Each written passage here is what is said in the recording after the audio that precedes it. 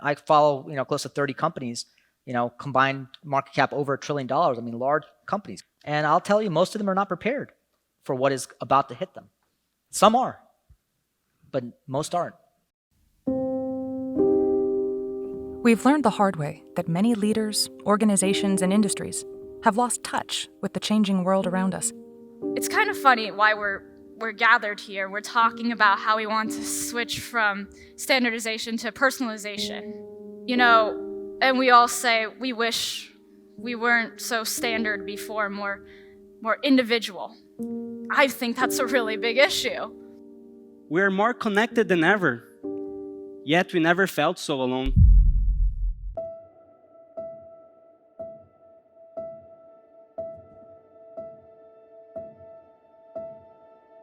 Standardization in its traditional form is a model in which organizations define the individual. Healthcare measures value from the perspective of the organization, not the patient. Unfortunately, we don't have good systems for asking individuals right now what matters to them. So our systems have an inertia of their own. Corporate measures value from the perspective of the organization, not the employee. And they are not allowing you to use your decision-making as an individual to actually make the best decision or influence the outcome for your company. But in large organizations, a lot of times the employee base is focused on incremental wins and maintaining the status quo. And that doesn't work when you're really trying to transform and to innovate. Higher education measures value from the perspective of the institution, not the student. And so sometimes I have staff members that they say, well, our students aren't prepared when they come here. They need more than one developmental course. And I always ask them, are we prepared? What we've done is we've done a great job of telling people and telling our students what success is. And that just doesn't work. Throughout the pandemic, we've watched our old ways disappear as we've adapted the ways we work, serve, and learn. And what happened? We became more interconnected and interdependent. We had to. It wasn't perfect. There were and are hiccups and struggles and frustrations, but we've now seen and experienced how much we need each other and how much we can accomplish when we change our ways together. We are witnessing an era of new beginnings. Whether it's the forces of the cultural demographic shift that brings strength and diversity, or the dynamics of multi-generational preferences, they both bring discomfort in the status quo.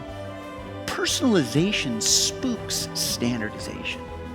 And when threatened, standardization fights back hard. Ladies and gentlemen, it's fighting harder than ever today. We're operating at the extremes.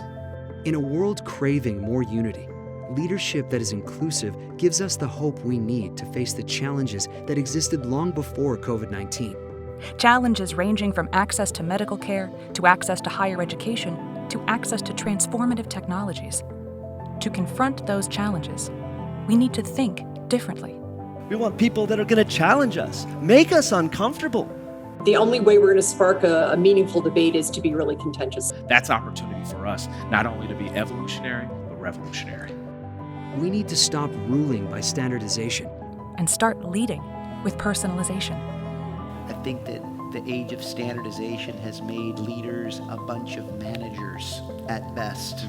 And now we have to learn how to lead all over again. This is a call to action for all leaders to truly be the change that you wish to see in the world, because the invitation has never been more important and the voice has never been louder.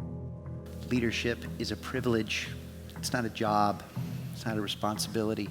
It's a privilege, and few have the ability to be leaders.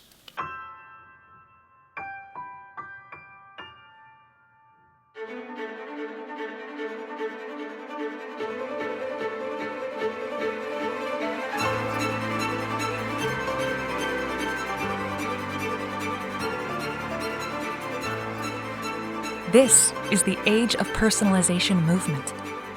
Read, watch, listen, share, contribute. Be an active part of something significant. Let's redefine what leadership really means. Leadership in the age of personalization.